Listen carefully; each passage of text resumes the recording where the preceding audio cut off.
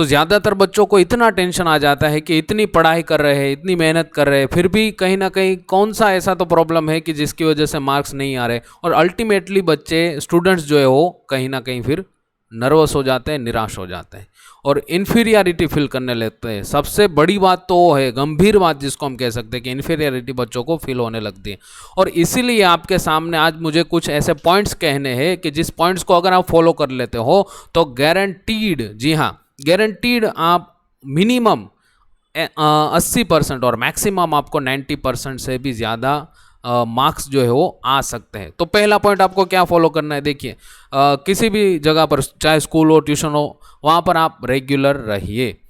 जहाँ पर आप ज़्यादा ध्यान देते हो, मिसाल के तौर पर वहाँ पर आपको रेगुलर रहना है।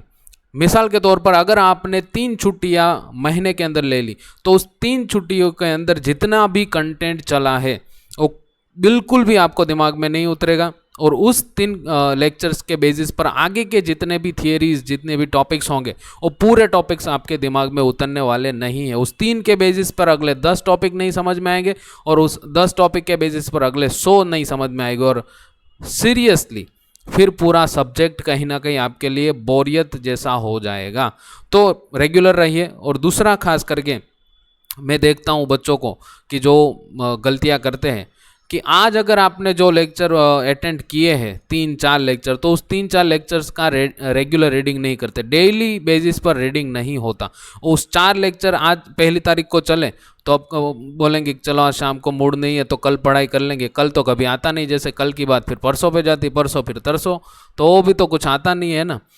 तो ये गलती कभी भी मत करो, चाहे अगर आपको बहुत काम में हो। ऐसा तो हो नहीं सकता कि भाई अभी आप स्टूडेंट हो और जैसे करोड़ों रुपए की डील कर रहे हो, इतना भी तो आप बिजी नहीं होंगे ना। तो आज जो आप पढ़ाई कर रहे हो उस पढ़ाई को, उस लेक्चर्स को सेम डे आपको पढ़ लेना है, वरना फिर दिक्कत क्या होगी कि वो 4 लेक्चर अगर ऐसा 10 दिन करोगे तो 40 लेक्चर जमा हो जाएंगे। जो 4 नहीं कर सका वो 40 कहाँ से करेगा, है ना। तो डेली का डेली रीडिंग करते जाइए। एक छोटी सी मिसाल मैं आपको इसमें एग्जांपल देता हूँ कि अगर घर में कोई काम वाले आते हो, या फिर अगर हमारी जो माताश्री हैं अगर वो काम करती हो, तो आपके घर में अगर आप वो मिसाल के तौर पर 10 दिन के बर्तन को अगर इकट्ठा करके रखे दो कि कल कर लूँगी, कल कर लूँगी, कल कर लूँगी, तो फिर आपको घर में घुसने का मन नहीं करेगा। इससे अच्छा है कि आप बाहर वो रास्तों पे सो जाओगे, है ना। तो कुछ ऐसे ही हालत है कि आप वहाँ पर बर्तन का बड़ा बड़ा ढेर लग चुका है, तो यहाँ पर लेक्चर्स का ढेर लग चुका है ना। तो जो 2-3 लेक्चर नहीं जिससे हो सका, वो अब क्या पता इस ढेर को कब उसको सुलझाएगा, है ना। और तीसरा पॉइंट कि साइकिल्ड रिवीजन करिए। देखिए इसमें आपको क्या करना है कि आपने आज जो टॉपिक पढ़ा है, कभी भी ऐसा नहीं होना चाहिए कि उस टॉपिक को नेक्स्ट जब आप दूसरी बार पढ़ते हो तो उसके बीच में मोर देन 30 डेज चले जाते हैं। 30 दिन से ज़्यादा कभी भी उस टॉपिक के बीच में जाना नहीं चाहिए। 30 दिन जाने से पहले आपको उसको रिवीजन कर लेना है वापस से, ताकि क्या है वो आपके माइंड में रह जाए, दिमाग के अंदर वो चीज़ जो है वो मेमोराइज हो जाए। और एक बात आप गिन के चलिए कि we are humans not robots, है ना।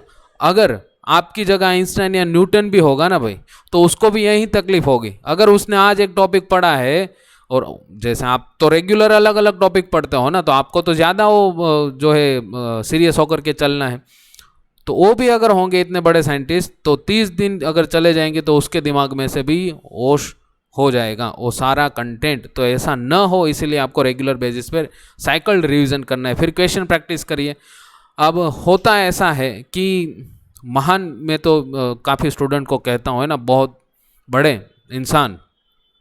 और महान क्यों कहता हूँ, अभी आप देखिए, आप खुद ऑब्जर्व करिए कि आपने अभी तक जितनी भी एग्जामिनेशन दी है, उस एग्जामिनेशन में आपने सबसे बहुत बड़ी जो गलती की वो क्या है कि उस पर्टिकुलर एग्जाम के जो भी क्वेश्चन है वो आप फर्स्ट टाइम लिख रहे हो, है ना। जैसे आपने कभी होमवर्क में तो लिखा है, लेकिन वो तो देख के लिखा होगा ना, है ना। तो डायरेक्टली अगर आप लिख रहे हो तो फर्स्ट टाइम लिख रहे हो, मतलब डेयरिंग देखो आप लोग का, है ना। ऐसा डेयरिंग तो कौन करेगा, ऐसा डेयरिंग तो बड़े बड़े जो क्रिकेटर्स होते हैं भी नहीं करते, हैं ना, कि मैदान पे प्रैक्टिस किए ही नहीं और डायरेक्ट वर्ल्ड कप खेलने लग गए।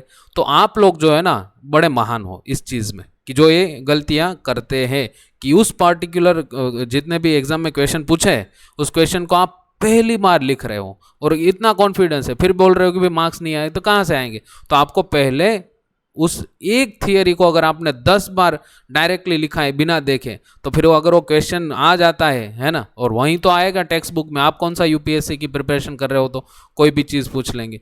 फिर आपको पहले कॉन्सेप्ट क्लियर करना है, फिर आगे बढ़ना है। ज़्यादातर बच्चे क्या है कि रो ट्रेडिंग करते हो। रो ट्रेडिंग आपको जो है कभी भी नहीं करना है। अब होता क्या है कि आपका कॉन्सेप्ट क्लियर नहीं, और आप पढ़े जा रहे हो, पढ़े जा रहे हो, पढ़े जा रहे हो। क्या दिमाग को अंदर से कहीं ना कहीं आप बहुत बड़ी जिसको हम कह सकते हैं कि आप वहम के अंदर अपने खुद को डाल रहे हो कि मैंने आज 5 घंटा पढ़ा, मैंने आज 10 घंटा पढ़ा, बहुत मेहनत की, है ना। और बहुत मेहनत करते हो तो दिमाग में से एक हार्मोन रिलीज होता है, वो कहीं ना कहीं आपको हैप्पीनेस प्रोवाइड करेगा, है ना, वो फील करवाएगा। तो मेहनत तो की है आपने, लेकिन वो बगैर काम की मेहनत की। इसलिए पहले कॉन्सेप्ट को क्लियर करो। जब तक उस पेज का, उस थियरी का कॉन्सेप्ट क्लियर नहीं होता, तब तक आपको दूसरे पेज पर जाना ही नहीं है। चलिए, फिर नेक्स्ट आपको जो दिमाग में बात रखनी है, stay away from your mobile phone. जी हाँ, अब होता क्या है देखिए कि एक आपको मैं मिसाल देता हूँ कि अगर आपकी जेब के अंदर 200 रुपया, 300 रुपया है, और आपने अपनी जेब में से 100 रुपया निकाला, और सामने वाले इंसान को कुछ चीज़ आपने खरीदी तो आप उसको दे रहे हो। लेकिन इस दौरान क्या होता है कि कोई चोर आकर के आपका जो 100 रुपये की वो नोट है ना, वो लेकर के भाग गया, तो आपको बहुत तकलीफ होगी। एक तो थे ऑलरेडी 200-300 रुपये जेब में, और ऊपर से उसमें से 100 चले गए, है ना। तो अब यहाँ पर देखिए, आपके लाइफ में भी यही होता है कि आपके लाइफ के अंदर कुछ प्रीशियस ईयर्स है, प्रीशियस टाइम है ना। अब दिन के अंदर आप 4 घंटे मोबाइल को दे रहे हो फॉर एग्जांपल, तो आप देखो मतलब हम जैसे 16 आवर्स हमारे वर्किंग रहते हैं, अगर 8 घंटे की आप नींद ले रहे हो, 7 घंटे की, तो 17 आवर्स वर्किंग होते। तो उसमें से अगर 4 घंटे आप मोबाइल को दे दिए, तो इसका मतलब आपने ऑलमोस्ट मोर देन 20% आपने कहीं ना कहीं वो मोबाइल को दे दिया है टाइम। तो ऐसा बिल्कुल भी आपको नहीं करना। चलिए, फिर मिनिमम 7 घंटे की आपको नींद लेनी है ना। काफ़ी बच्चे अगेन यही गलतियां करते रहते हैं कि 4-5 घंटे सोते हैं, फिर पूरा दिन जैसे सुबह से शाम तक स्कूल, ट्यूशन, होमवर्क, एग्ज़ाम, उसकी प्रैक्टिस, पेपर प्रैक्टिस, ये वो, लेकिन इसमें नींद पूरी कहीं ना कहीं नहीं करते। और जब तक बॉडी को पूरा रेस्ट नहीं मिलेगा, तब तक वो अच्छे से काम नहीं कर सकती, है ना। तो आपको जो है वो मिनिमम 7 आवर्स की, वैसे बायोलॉजी तो 8 आवर्स कहता है, लेकिन आप 7 आवर्स की भी नींद लो तो अच्छा है। और संडे के दिन 9 घंटे खींच लो, कोई बात नहीं। फिर अगर आपके अगल बगल में ऐसी सुविधाएं, आपके ऐसे फ्रेंड्स हैं, तो वीक के अंदर 4-5 दिन ऐसे रखो कि जिसमें डेली आप जैसे 20-30 मिनट्स के लिए अगर आप कोई स्पोर्ट गेम, है ना, मोबाइल में नहीं, पबजी नहीं खेलना। गेम का मतलब क्या होता है, आउटडोर कोई गेम, क्रिकेट हो, जैसे फुटबॉल हो गया, तो उसको आप जैसे प्ले कर सकते हो विथ योर फ्रेंड्स। और लास्ट में, ये जितने भी पॉइंट्स मैंने आपको कहे हैं, सबको दिमाग में रखना है।